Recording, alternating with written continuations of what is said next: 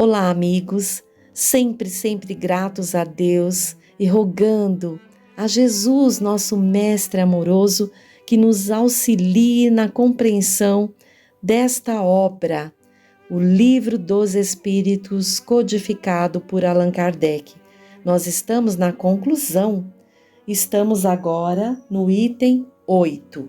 Kardec nos diz: os espíritos, perguntam algumas pessoas, nos ensinam uma nova moral, qualquer coisa de superior ao que o Cristo ensinou? Se essa moral não é outra senão a do Evangelho, que vem fazer o Espiritismo? Esse raciocínio se parece singularmente àquele do califa Omar falando da biblioteca de Alexandria, abre aspas. Se ela não contém, dizia ele, mais do que aquilo que existia no Alcorão, é inútil e, portanto, deve ser queimada. Se encerra outra coisa, é má e tanto mais deve ser queimada. Fecha aspas. Não, o Espiritismo não encerra uma moral diferente daquela de Jesus. Mas perguntaremos por nossa vez se antes do Cristo os homens não dispunham da lei de Deus revelada a Moisés. Sua doutrina não se encontra no Decálogo? E por isso se dirá que a moral de Jesus foi inútil? Perguntaremos ainda aos que negam a utilidade da moral espírita: por que a do Cristo é tão pouco praticada? E porque até mesmo aqueles que proclamam a sua sublimidade são os primeiros a violar a primeira de suas leis, a caridade universal? Os Espíritos vêm não somente confirmá-la, mas também mostrar-nos a sua utilidade prática. Eles tornam inteligíveis e patentes as verdades que só haviam sido ensinadas sob a forma alegórica e ao lado da moral, vem definir-nos os mais abstratos problemas da psicologia. Jesus veio mostrar aos homens a rota do verdadeiro bem. Por que Deus, que o enviaria para relembrar a sua lei esquecida, não enviaria hoje os Espíritos para novamente a lembrar de maneira mais precisa, agora que os homens a esqueceram, para tudo sacrificarem ao orgulho e à cupidez? Quem ousaria pôr limites ao poder de Deus e determinar os seus caminhos? Quem dirá que os tempos preditos não são chegados, como afirmam os Espíritos, e que não alcançamos aqueles em que as verdades mal compreendidas ou falsamente interpretadas devem ser ostensivamente reveladas ao gênero humano para acelerar o seu adiantamento? Não há qualquer coisa de providencial nessas manifestações que se produzem simultaneamente por todas as partes do globo? Não é apenas um homem, um profeta, que nos vem advertir, pois é por toda parte que a luz se derrama. É todo um mundo novo que se desenrola aos nossos olhos, como a invenção do microscópio nos descobriu o mundo dos infinitamente pequenos que sequer suspeitávamos. As comunicações espíritas nos revelam o mundo invisível que nos rodeia, cujos habitantes nos acotovelam a todo momento, participando à nossa revelia de tudo o que fazemos. Há algum tempo ainda, e a existência desse mundo, que é justamente o que nos espera, será tão incontestável como a do mundo microscópico e dos grandes globos perdidos no espaço. E nada valerá, então, nos terem feito conhecer todo um mundo, nos haverem iniciado nos mistérios da vida de além-túmulo? É verdade que essas descobertas, se assim podemos chamar, contrariam de algum modo certas ideias estabelecidas, mas não é certo que todas as grandes descobertas científicas igualmente modificaram e até mesmo derrubaram as ideias até então mais acreditadas?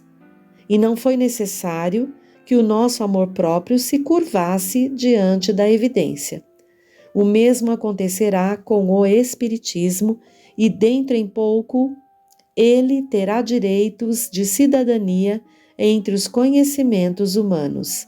As comunicações com os seres de além-túmulo tiveram por resultado nos fazer vê-la, nos iniciar nos princípios das penas e dos gozos que nos esperam, segundo os nossos méritos e por isso mesmo conduzir ao espiritualismo aqueles que não admitiam em nós mais do que uma máquina orgânica.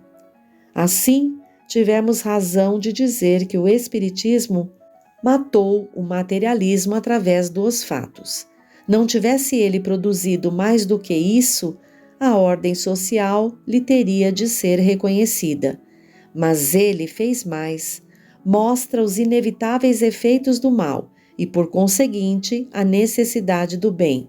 O número dos que ele conduziu a sentimentos melhores, neutralizando as suas tendências más e desviando-os do mal, é maior do que se pensa e aumenta todos os dias.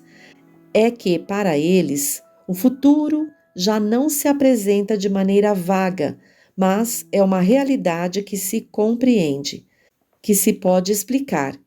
Quando se veem e quando se ouvem, os que nos deixaram lamentar-se ou felicitar-se pelo que fizeram na terra. Quem quer que testemunhe isso é levado a meditar e sente a necessidade de se conhecer, de se julgar a si mesmo e de se emendar. Nesse item, Kardec deixa claro o quanto Deus, através da sua providência, faz com que chegue até nós as explicações dos ensinamentos do seu Filho, Cristo Jesus. Então, através do Espiritismo, que o próprio Jesus nos deixou dizendo que viria, que é o Consolador prometido, vem aqui a explicação dos ensinos do Cristo para que possamos avançar. Aqueles de nós ainda tão fixados nas questões do materialismo, possamos avançar. E agora vamos ao item 9 e último item desta obra. Kardec nos diz: os adversários do Espiritismo não se esqueceram de utilizar contra ele algumas divergências de opinião sobre certos pontos da doutrina. Não é de admirar que no começo de uma ciência, quando as observações estão ainda incompletas e cada um as encara sob o seu ponto de vista, sistemas contraditórios tenham podido aparecer. Mas 3/4 partes desses sistemas já estão hoje aniquiladas diante dos estudos mais aprofundados, a começar por aquele que atribuía todas as comunicações ao espírito do mal, como se a Deus fosse impossível enviar aos homens bons espíritos. Doutrina absurda porque desmentida pelos fatos, ímpia porque é a negação do poder e da bondade do Criador. Os espíritos sempre nos aconselharam a não nos inquietarmos com essas divergências, pois que a unidade se faria. Ora, a unidade já se fez sobre a maioria das questões e as divergências tendem a desaparecer a cada dia. A esta pergunta, abre aspas, esperando que a unidade se faça, sobre o que se pode basear o homem imparcial e desinteressado para formular um juízo, fecha aspas. Eis a resposta que nos deram, abre aspas. A luz mais pura não é obscurecida por nenhuma nuvem. O diamante sem jaça é o de maior valor. Julgai, pois, os espíritos pela pureza dos seus ensinamentos. Não esqueçais que entre os espíritos há os que ainda não se despojaram das ideias da vida terrena. Sabei distingui-los pela linguagem. Julgai-os pelo conjunto do que vos dizem. Vede se há encadeamento lógico nas ideias, se nada do que dizem denuncia ignorância, orgulho ou malevolência. Em uma palavra, se as suas expressões estão sempre marcadas pelo cunho da sabedoria que revela a verdadeira superioridade. Se o vosso mundo fosse inacessível ao erro, seria perfeito. Mas longe disso, pois estais ainda aprendendo a distinguir o erro da verdade. Necessitais das lições da experiência para exercitar o vosso julgamento e vos poderdes adiantar. A unidade se fará do lado em que o bem jamais esteve misturado com o mal. É desse lado que os homens se ligarão pela própria força das circunstâncias, porque reconhecerão que ali se encontra a verdade. Fecha aspas. Abre aspas. Que importam, aliás, algumas dissidências que são mais da forma que do fundo? Notai que os princípios fundamentais são os mesmos por toda parte e vos devem unir num pensamento comum, o do amor de Deus e da prática do bem. Quaisquer que sejam, portanto, o modo de progredir que se admita ou as condições normais da existência futura, o alvo final é sempre o mesmo, fazer o bem. E como sabeis, não há duas maneiras de o fazer. Fecha aspas. Se entre os adeptos do Espiritismo há os que divergem de opinião sobre alguns pontos da teoria, todos, entretanto, estão de acordo sobre os pontos fundamentais.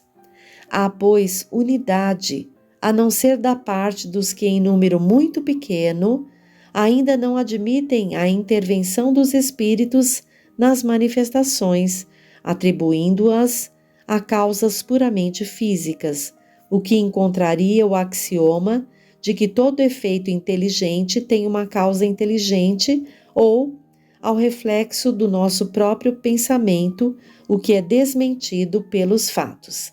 Aqui vem uma nota novamente de Herculano Pires, que é o tradutor da obra, que nos diz: Kardec se refere aos espíritos classificados como de primeiro grau no capítulo 7 dessas conclusões, ou seja, àqueles que admitem as comunicações e as estudam como objeto de uma ciência experimental. São os metapsiquistas ou, atualmente, os parapsicólogos e, enfim, todos os que, no dizer de Morcelli, pretendem criar um espiritismo sem espírito. Voltando aqui às colocações de Kardec, ele nos diz: os demais pontos são secundários e em nada ferem as bases fundamentais. Pode, aliás, haver escolas que procurem esclarecer-se sobre as partes ainda controvertidas da ciência, mas não deve haver seitas rivais e só deveria haver antagonismos entre os que almejam o bem e os que fizessem ou quisessem o mal. Ora, não há um espírita sincero, compenetrado das grandes máximas morais ensinadas pelos espíritos, que possa querer o mal ou desejar o mal ao próximo, sem distinção de opinião. Se uma dessas escolas for errada, cedo ou tarde será esclarecida, desde que haja boa-fé e ausência de prevenções. Enquanto esperam, todas têm um laço comum que deve uni-las num mesmo pensamento. Todas têm um mesmo objetivo. Pouco importa, pois, a rota seguida, contanto que ela conduza ao alvo. Ninguém deve impor-se pelo constrangimento material ou moral, e só estaria em caminho falso aquele que lançasse o seu anátema a outro, porque evidentemente estaria agindo sob a ação de maus espíritos. A razão deve ser sempre o argumento supremo, e a moderação assegurará melhor o triunfo da verdade do que as diatribes envenenadas pela inveja e pelo ciúme. Os bons espíritos não pregam senão a união e o amor do próximo, e jamais um pensamento malfazejo ou contrário à caridade pode surgir de uma fonte pura. Escutemos sobre este assunto, para terminar, os conselhos de Santo Agostinho. Abre aspas. Durante muito tempo, os homens se estraçalharam e se anatematizaram em nome de um Deus de paz e de misericórdia, ofendendo-o com um tal sacrilégio. O Espiritismo é o laço que os unirá um dia, porque lhes mostrará onde está a verdade e onde está o erro. Mas ainda por muito tempo haverá escribas e fariseus que o negarão, como negaram o Cristo.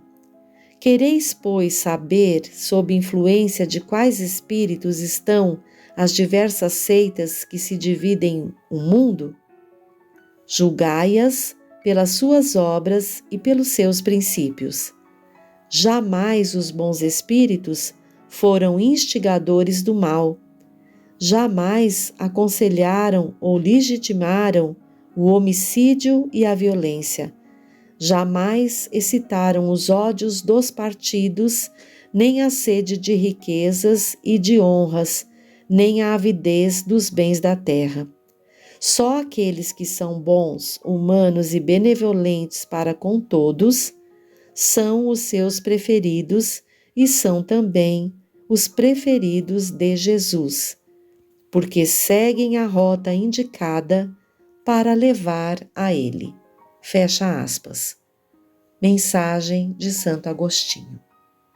Eis, queridos irmãos, a primeira obra lançada, codificada por Allan Kardec, em que nos traz o Consolador prometido por Jesus, o Livro dos Espíritos, que contém os princípios da doutrina espírita sobre a imortalidade da alma, a natureza dos espíritos, as suas relações com os homens, as leis morais, a vida presente, a vida futura e o porvir da humanidade, segundo os ensinamentos dos espíritos superiores, através de diversos médiuns recebidos e ordenados por Allan Kardec. No livro Obras Póstumas de Allan Kardec, há uma mensagem de 15 de abril de 1860, Marsella, médium Senhor Georges Genoux-Illat, comunicação transmitida pelo Senhor Brion Dorgeval, futuro do Espiritismo. O Espiritismo está chamado a desempenhar um papel imenso sobre a Terra. Será ele que reformará a legislação tão frequentemente contrária às leis divinas. Será ele que retificará os erros da história. Será ele que reconduzirá a religião do Cristo que, nas mãos dos sacerdotes, se tornou um comércio e um vil tráfico. Instituirá a verdadeira religião, a religião natural, a que parte do coração e vai direto a Deus, sem se deter nas franjas de uma batina ou no escadote de um altar. Extinguirá para sempre o ateísmo e o materialismo, aos quais certos homens foram levados pelos abusos daqueles que se dizem os ministros de Deus, pregam a caridade com uma espada na mão, sacrificam à sua ambição e ao espírito de dominação os direitos mais sagrados da humanidade. Um espírito. Agradeçamos imensamente a Kardec, então, que teve uma fé e uma vontade inquebrantáveis para, com a missão que foi designado, trazer a nós, através da codificação, todo o ensinamento dos Espíritos que hão de nos auxiliar a compreender Cristo Jesus. Então, o Espiritismo, essa doutrina com 3 pilares, ciência, filosofia e religião, há de nos auxiliar no nosso caminho de redenção. Queridos irmãos, que Jesus esteja junto ao coração de cada um. Até!